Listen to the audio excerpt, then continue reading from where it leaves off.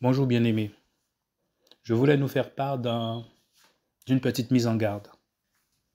Alors la pensée m'est venue, le Seigneur m'avait déjà enseigné sur cela. La pensée m'est venue aujourd'hui de vous faire part de cette pensée. On entend beaucoup d'enfants du Seigneur, d'hommes de Dieu, qui nous disent qu'il faut aller prêcher, qu'il faut aller annoncer l'évangile. Effectivement, le Seigneur disait, allez dans le monde entier, prêchez l'évangile à toute créature. Il dit ça à Marc 16, verset 15. Allez prêcher à toutes les nations. Mes amis, il faut faire attention parce que là, le Seigneur parle à son Église. L'Église du Seigneur est composée de membres. Chaque membre a une mission bien précise. Chaque membre, mon ami, bien précise. Et le Seigneur donne un mandat à chaque membre. Il donne une fonction. Donc quand le Seigneur parle de ça, il dit « Allez annoncer l'évangile dans le monde entier ». Il parlait à son Église. Donc il y a des hommes et des femmes qui vont dans le monde entier annoncer l'évangile. Il y a d'autres qui vont rester sur place pour annoncer l'évangile. Il y a d'autres, leur but, ce n'est pas annoncer l'évangile. Ils ont d'autres fonctions. Et il faut être là où le Seigneur veut qu'on soit. Il ne faut pas faire ce que Dieu ne nous a pas demandé de faire. D'ailleurs, il dit, c'est Yahweh qui bâtit la maison. Si Yahweh ne bâtit pas la maison, celui qui l'a bâti en vain. Si Dieu ne te demande pas de faire quelque chose, ce que tu fais, tu le fais en vain. Tu vas te fatiguer et tu vas te faire massacrer par l'ennemi. Donc c'est pour ça que même s'il dit nous sommes témoins, un témoin c'est celui qui a vu, qui a entendu. Un témoin c'est celui qui a expérimenté les choses. Donc nous sommes là pour témoigner, pour annoncer les choses que Dieu nous fait vivre à travers le chemin que Dieu nous donne. Oui, mais il y a une différence entre témoigner et aller dehors annoncer l'évangile. Ce n'est pas parce qu'un homme de Dieu vous dit d'aller dehors pour annoncer l'évangile qu'il faut y aller, mes amis. Non, il faut recevoir le mandat du Seigneur. Vous voyez, mes amis, le mandat de Dieu. Paul disait dans Romains, il disait, on va prendre le verset 1 dans Romains, Paul, esclave de Jésus-Christ, appelé à être apôtre, il disait, mis à part pour annoncer l'évangile. Vous voyez? Il a été mis à part pour un but précis, annoncer l'évangile. Vous voyez? Il me semble dans Galates ou dans Corinthiens, il y avait une espèce de bagarre entre eux. Il y avait la confusion. Certains disaient, je suis à Paul, d'autres disaient, je suis à un autre. Vous voyez? Et Paul disait, je suis là pour évangéliser et non pour baptiser. Vous voyez? Donc, avant la fondation du monde, depuis l'éternité passée, Dieu a prévu, il a destiné des membres de son corps qui doivent annoncer l'évangile, mes amis. Donc, il faut recevoir le mandat, voyez, pour annoncer l'évangile et ne pas écouter les hommes de Dieu. Je sais que nous avons cette habitude d'écouter l'homme de Dieu parce que nous savons qu'il appartient au Seigneur. Non, tu n'es pas là pour écouter un membre du corps, tu es là pour écouter le Seigneur. Et obéir à ce que Dieu te dit de faire, ce que le Seigneur Jésus-Christ, Yahushua, te dit de faire, et non ce que l'homme te dit de faire. Et c'est pour ça que beaucoup sont perdus. Ils suivent l'homme parce qu'ils ne connaissent pas leur chemin. Et moi, c'est pourquoi je raconte cela. Parce que moi, je suis là aussi pour témoigner. Je suis là pour témoigner, pour dire. Et en plus de témoigner, le Seigneur m'a donné le mandat d'aller annoncer l'évangile. Je ne dis pas ça pour me glorifier ni quoi que ce soit, mais c'est pour vous expliquer quelque chose. Ça m'est arrivé plusieurs fois d'annoncer l'évangile. Non seulement je me fais attaquer physiquement par ceux qui ne supportent pas d'entendre la parole du Seigneur. Je me fais attaquer physiquement.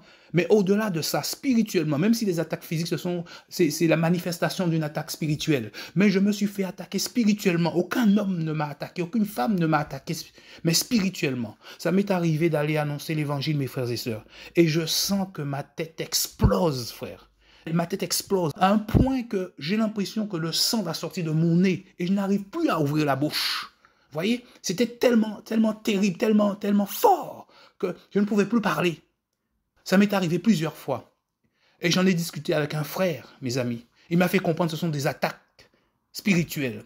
Alors une fois qu'il m'a dit ça, le Seigneur m'a fait comprendre que c'est la foi. La foi est comme un bouclier. Donc il faut affirmer sa foi. Pourtant, le Seigneur m'avait dit d'aller annoncer l'évangile. Il m'a dit qu'il est avec moi. Vous voyez? N'aie pas peur, ne crains pas, je combattrai pour toi, parce que tu vas sur le territoire de l'ennemi. L'ennemi va t'attaquer. Vous voyez? Pourtant, le Seigneur me l'a dit qu'il est avec moi.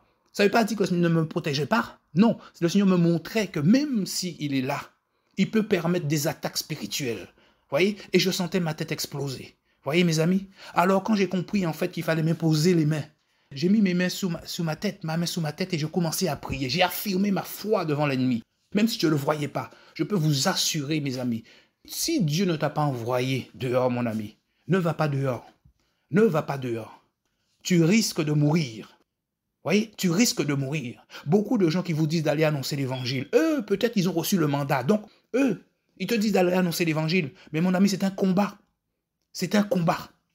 Il faut que le Seigneur te dise d'aller annoncer l'évangile dehors. Il faut que le Seigneur te mette ça dans le cœur. Tu sens au fond de toi que c'est la volonté de Dieu. Et le Seigneur va confirmer cela. Tôt ou tard, il va le confirmer, mes frères et sœurs. Donc, il ne faut pas aller dehors comme ça, même si nous sommes des témoins. Témoin, c'est témoigner. Tu témoignes. Tout simplement. Mais annoncer l'évangile de Jésus-Christ dehors.